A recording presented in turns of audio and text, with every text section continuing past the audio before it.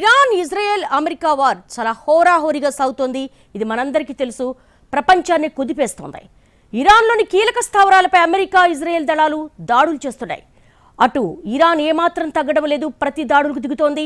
Missile, డ్రోన్స్తో, ballistic క్షిపణులతో Israel లక్ష్యాలపై విరుచుకుపడుతోంది. అదే సమయంలో గల్ఫ్లోని ఇతర దేశాలకు టార్గెట్ చేస్తోంది. 15 రోజులుగా కొనసాగుతున్న వార్లో డే 1 ఏం జరిగిందో ఒకసారి చూద్దాం. డే 1 ఫిబ్రవరి 28న ఇరాన్పై అమెరికా, ఇజ్రాయెల్ ఉమ్మడి దాడులకు దిగాయి. అణు కేంద్రాలు, సైనిక స్థావరాలను ధ్వంసం చేసేశాయి. ఇరాన్ సుప్రీం లీడర్ ఖమేనీని తొలి రోజే మట్టుబెట్టాయి. అమెరికా, ఇజ్రాయెల్ దళాలు ఖమేనీతో పాటు పదుల సంఖ్యలో ఇరానియన్ లీడర్లను చంపేశాయి. అయినా ఆ రోజే యుద్ధం ముగిసిపోతుందని అందరూ భావించారు. కానీ అనూహ్యంగా ఇరాన్ ప్రతి దాడులకు దిగింది. తమ సుప్రీం లీడర్ను హతమార్చిన వాళ్ళను ఎట్టి పరిస్థితుల్లో వదిలిపెట్టే ప్రసక్తే లేదంటూ ప్రతి దాడులు చేస్తోంది. ఎక్కడికక్కడ అటు ఇజ్రాయెల్, ఇటు అమెరికాను నిలువరించేందుకు తమ బాలిస్టిక్ క్షిపణులతో, అలాగే ప్లాస్టిక్ డ్రోన్లతో దాడులు చేస్తూ ఉంది. ఎక్కడికక్కడ అమెరికా చాలా ర్యాపిడ్ వార్గా దీన్ని తీసుకుంది, చాలా తేలిగ్గా తీసుకుంది. కానీ ఇరాన్ చాలా ప్రిపేర్డ్గా ఉంది. ఎందుకోసమంటే ఇరాన్ ముందుగానే ఒక ప్రిపరేషన్లో ఉంది కాబట్టి 15 రోజుల పాటు నిర్విరామంగా మరి యుద్ధంలో అటు టార్గెట్స్ని ఛేదించుకుంటూ వెళ్తోంది. అంతేకాదు అష్ట దిగ్బంధనం చేస్తోంది. ప్రపంచంలో చమురు కొరత రావడానికి, అలాగే ఎల్పిజి కొరత రావడానికి ఏదైతే ఉంటుందో హార్మూజ్ జలసంధిని తన నౌకలతో మూసేసింది.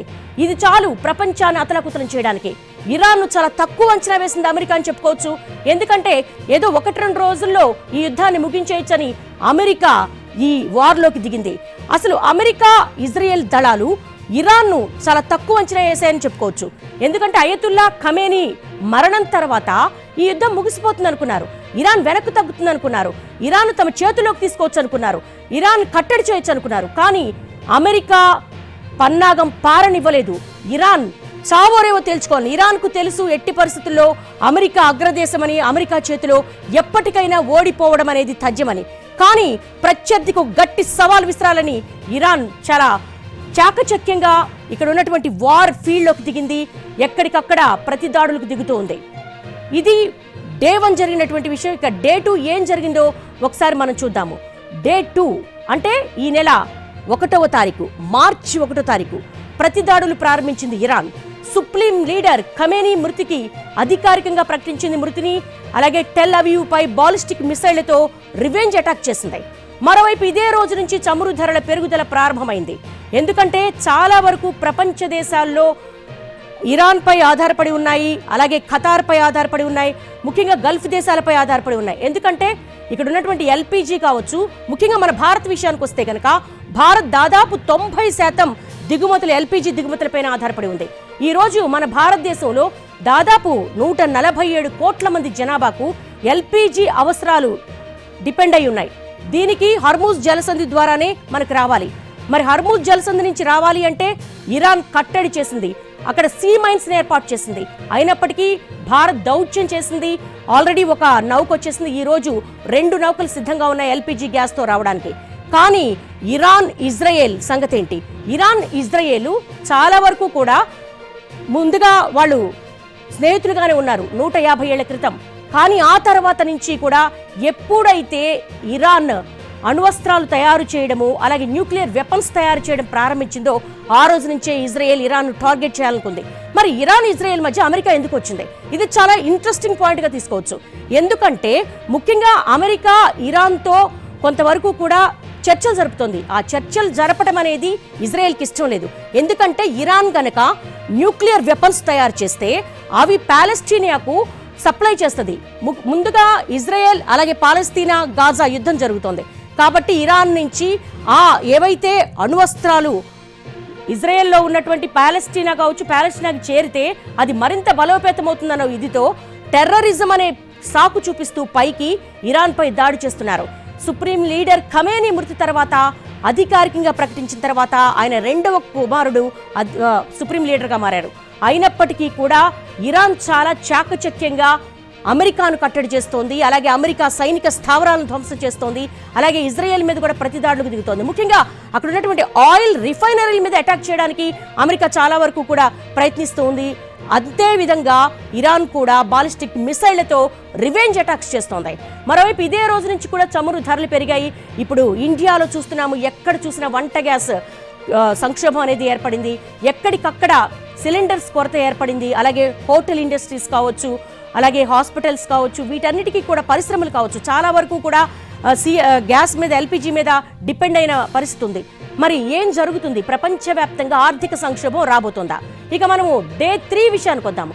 డే 3 విషయానికి వస్తే గనక మనకు ఇక్కడ ఇరాన్, ఇజ్రాయెల్ అలాగే అమెరికా దాడులకు తెగబడుతూ ఉన్నాయి. ఎక్కడికక్కడ కట్టడి చేసే ప్రయత్నం చేస్తూ ఉన్నాయి. డే 3లో హార్ముజ్ జలసంధిని తాత్కాలికంగా ఇరాన్ క్లోజ్ చేసింది. మనం చూడొచ్చు, గ్రాఫిక్స్ మీద చూస్తున్నాము. Straight of Hormuz. Straight of Hormuz అంటే 2 స్ట్రైట్ వాటర్ బాడీస్ కు ఒక నారో వాటర్ బాడీ కనెక్ట్ అయి ఉంటుందన్నమాట. అక్కడి నుంచే ప్రపంచంలో ఉన్నటువంటి దేశాలు, ఇటు గల్ఫ్ కంట్రీస్ కావచ్చు, ఇటు ఇండియా కావచ్చు, ఇటు చైనా కావచ్చు, యుఏఈ కావచ్చు, ఇతర దేశాలన్నిటికీ కూడా అక్కడి నుంచే రవాణా అనేది కొనసాగుతూ ఉంటుంది. హార్ముజ్ జలసంధి చాలా చిన్న జలసంధి. అక్కడ మన గ్రాఫిక్స్ లో కూడా కనపడుతూ ఉంది హార్ముజ్ జలసంధి. స్ట్రైట్ ఆఫ్ హార్ముజ్ అంటారు దీన్ని. 2 స్ట్రైట్ వాటర్ బాడీస్ కు ఒక నారో వాటర్ బాడీ కనెక్ట్ అయి ఉన్నటువంటి ప్రాంతాన్ని హార్ముజ్ జలసంధి అంటారు. ఈ జలసంధి ద్వారానే ప్రపంచవ్యాప్తంగా కూడా రవాణా అనేది కొనసాగుతూ ఉంటుంది.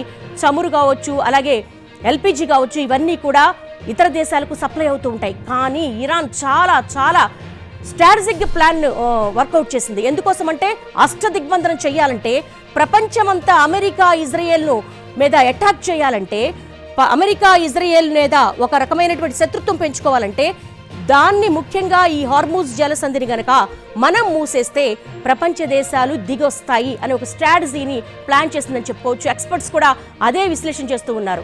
ఇక మనం చూసుకుంటే ఇరాన్ క్లోజ్ చేసింది కువైట్, బహ్రెయిన్, యుఏఈలపై దాడులు చేసింది. యుఎస్ కు చెందినటువంటి 3 F-15 ఫైటర్ జెట్లను అనుకోకుండా కూల్చేసింది కువైట్. దీంతో మనకు గల్ఫ్ దేశాలు చుట్టుపక్కల ఉన్నటువంటి కువైట్ కావచ్చు, అలాగే అబుదాబి కావచ్చు, దాని పక్కనున్న దేశాలన్నింటినీ కూడా మేము టచ్ చేయము, ఎలాంటి పరిస్థితుల్లో ఆ దేశాలకు మేము ఎలాంటి దాడులు కొనసాగించమని ఇరాన్ ప్రకటిస్తోంది. ఈరోజు తాజా స్టేట్మెంట్ కూడా మనం చూసుకుంటే గనక ఇరాన్ ఒక స్టేట్మెంట్ ఇచ్చింది. మా యుద్ధం, మా యొక్క శత్రుత్వం ఒక అమెరికా అలాగే ఇజ్రాయెల్ మీదే, మిగతా దేశాల మీద మేము దాడులు చేయమని. మరి నెక్స్ట్ ఏం జరగబోతోంది? మరి మిగతా దేశాల మీద దాడులు చేయము అంటుంది. ఇటు చూస్తే భారత్ కూడా కొంత దౌత్యం ఫలించి ఇటు ఎల్పిజి నౌకల్ని వదిలింది. మరి ఈ రోజు 2 నౌకలు రాబోతున్నాయి. కొంతవరకు ఈ సంక్షోభం నుంచి భారత్ బయటపడే అవకాశం ఉంది.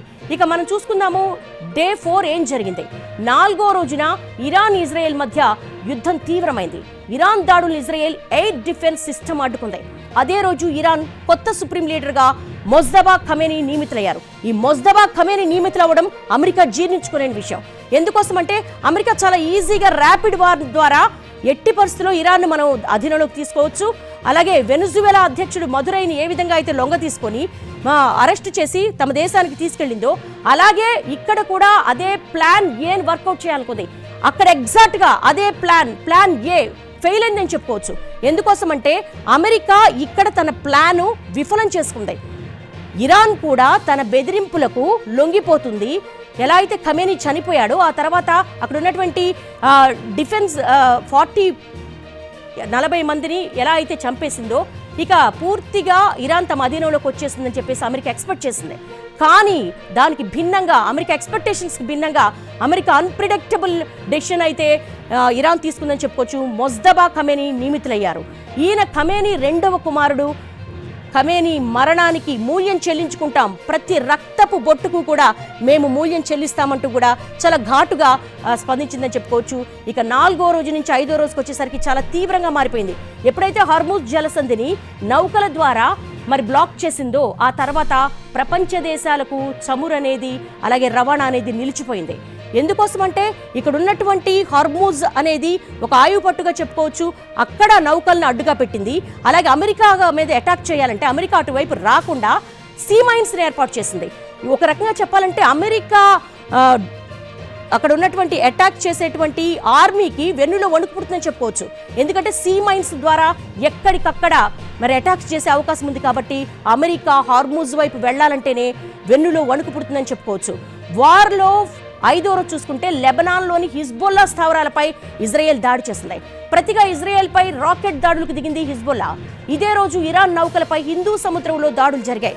అంటే నెమ్మదిగా ఈ వార్ ఇతర దేశాలకు ముందు 3 దేశాలు కలిసి ఈ వార్లోకి దిగాయి. తర్వాత 14 దేశాలకు వ్యాపించింది. ఎందుకంటే ఇటు ఉన్నటువంటి అబుదాబి కావచ్చు, అలాగే ఖతార్ కావచ్చు, అలాగే యుఏఈ కావచ్చు, అక్కడ ఉన్నటువంటి గల్ఫ్ దేశాలన్నింటిలో కూడా కొంతవరకు అమెరికాకు అనుకూలంగా ఉంటాయి. కొంత అలయన్స్ అనేది ఉంటుందన్నమాట వీళ్ళ మధ్య. దీంతో ఇరాన్ వాళ్ళను కూడా టార్గెట్ చేయాలని చూసింది. ఒక దశలో చూసుకుంటే ఖతార్ కావచ్చు, అలాగే దుబాయ్ ఎయిర్పోర్ట్ కావచ్చు, వీటన్నిటిని కూడా టార్గెటెడ్గా అక్కడ మిసైల్స్ను అలాగే బాలిస్టిక్ క్షిపణులను వదులుతూ వచ్చింది. కానీ ఆ తర్వాత మన పరిస్థితులు చూసుకుంటే గనక ఇజ్రాయెల్పై రాకెట్ దాడులు దిగింది. ఇజ్రాయెల్ కూడా ఎక్స్పెక్ట్ చేయలేదు ఇరాన్ ఈ స్థాయిలో దాడి చేస్తుందని. ఇజ్రాయెల్లో ఉన్నటువంటి మొజాద్ ఇంటెలిజెన్స్ అనేది చాలా పటిష్టమైనదిగా చెప్తూ ఉంటారు.